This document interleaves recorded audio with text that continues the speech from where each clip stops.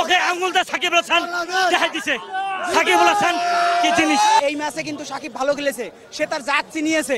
আসলে আপনি ওই বীরেন্দ্র সেহবাগ ইন্ডিয়ার সে কি বললো ওটা শুনে আমাদের কান দেওয়ার দরকার নেই ভাই। সাকিব তো ওয়ানলি ওয়ান সাকিব, সাকিব তো বিশ্বের আর কোনো দেশে নাই ভাই। সাকিবের কথা যদি আমরা বলি তাহলে বলার শেষ হবে না, কেননা সে 17-18 বছর ধরে বাংলাদেশকে যেভাবে সাপোর্ট দিচ্ছে ওটা না বললে নয়। কেননা তাকে নিয়ে ট্রল করার মতো কোনো কিছু নেই, কারণ সাকিব বাংলাদেশের একজন। সাকিবের তুলনা সাকিব নিজেই, সুতরাং সে বিশ্বের অলরাউন্ডার, 1 নম্বর অলরাউন্ডার।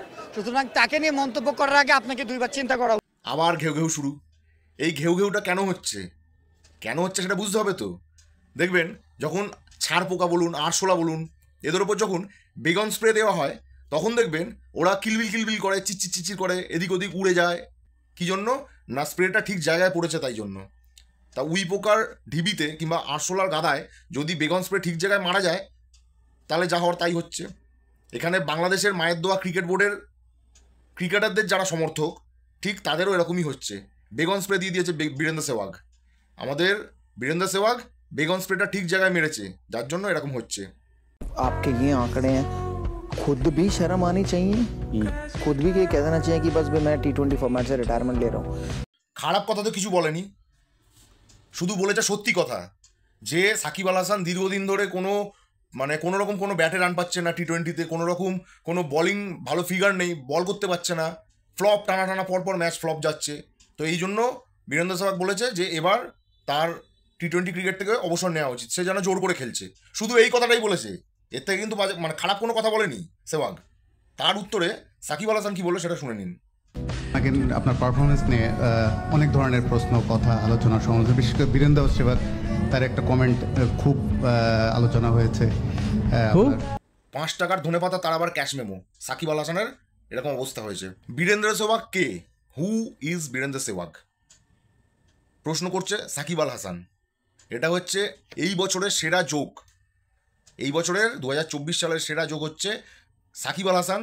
একটা ইন্টারন্যাশনাল ক্রিকেট টিম বাংলাদেশ যার নাম, সেই টিমের যার বর্তমান র্যাঙ্কিং টেস্ট, ওডিআই কিংবা T20 সবকটাতেই 8-9 তাদের র্যাঙ্কিং ঘোরাফেরা করে, কোনোটাতে 10-10-এও নেমে গেছে।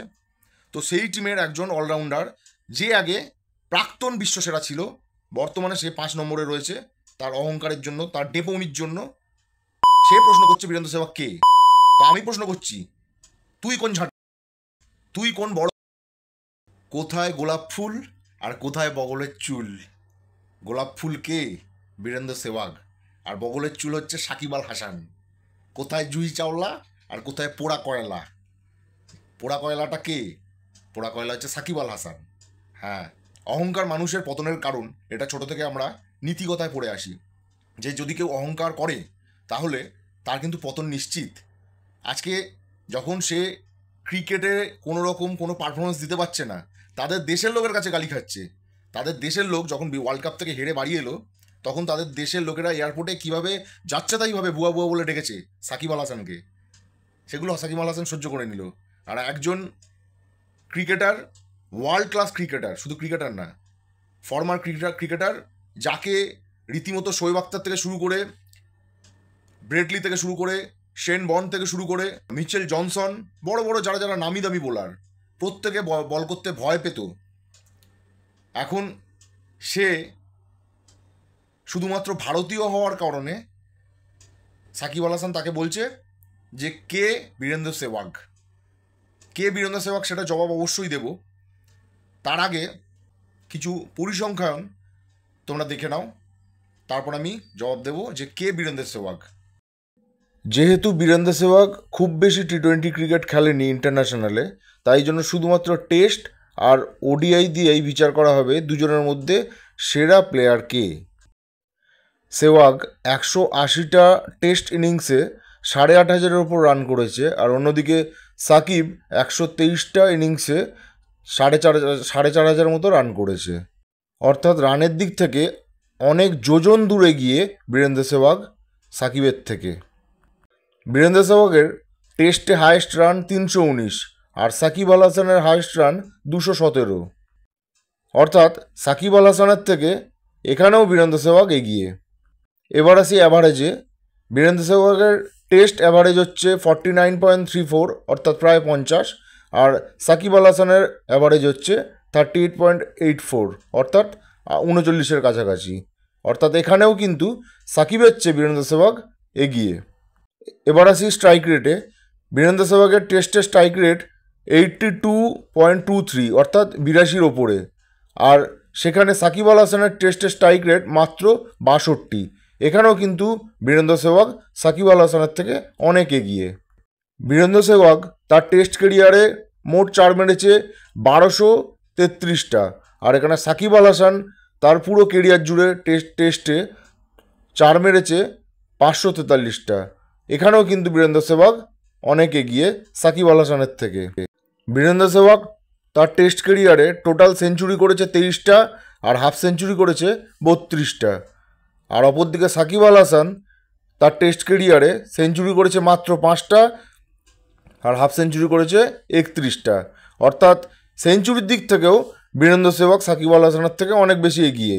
এছাড়াও যদি 300 দেখি, টেস্ট কেরিয়ারে বীরেন্দ্র সেহবাগ মোট 2বার ট্রিপল সেঞ্চুরি করেছে, আর সাকিব আল হাসান কিন্তু একবারও ট্রিপল সেঞ্চুরি করতে পারেনি।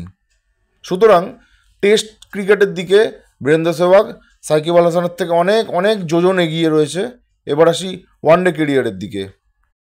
ওয়ানডে কেরিয়ারে বীরেন্দ্র সেহবাগ 251টা ম্যাচে 245টা ইনিংস খেলেছে এবং রান করেছে 8273। অপরদিকে সাকিব 234টা ইনিংস খেলে রান করেছে 7570। অর্থাৎ এখানেও বীরেন্দ্র সেহবাগ এগিয়ে। হায়েস্ট স্কোর যদি দেখি ওয়ানডেতে, বীরেন্দ্র সেহবাগের হায়েস্ট স্কোর হচ্ছে 219, আর সাকিবের হায়েস্ট স্কোর 134 মাত্র। বীরেন্দ্র সেহবাগের ওডিআই স্ট্রাইক রেট হচ্ছে 105-এর কাছাকাছি, সাকিবের স্ট্রাইক রেট হচ্ছে ওডিআইতে মাত্র 82। অর্থাৎ সাকিব যে স্ট্রাইক রেটে ওয়ানডে খেলে, বীরেন্দ্র সেহবাগ সেই স্ট্রাইক রেটেই টেস্ট খেলে। এর থেকেই বোঝা যাচ্ছে বড় প্লেয়ার কে। এছাড়াও ওয়ানডেতে যদি হাফ সেঞ্চুরি দেখি, তাহলে বীরেন্দ্র সেহবাগের 38টা, সাকিবের 56টা। আর সেঞ্চুরির দিক থেকে বীরেন্দ্র সেহবাগ 15টা, সাকিব 9টা। অর্থাৎ এখানেও কিন্তু সাকিব আল হাসানকে বীরেন্দ্র সেহবাগ পেছনে ফেলে দিয়েছে।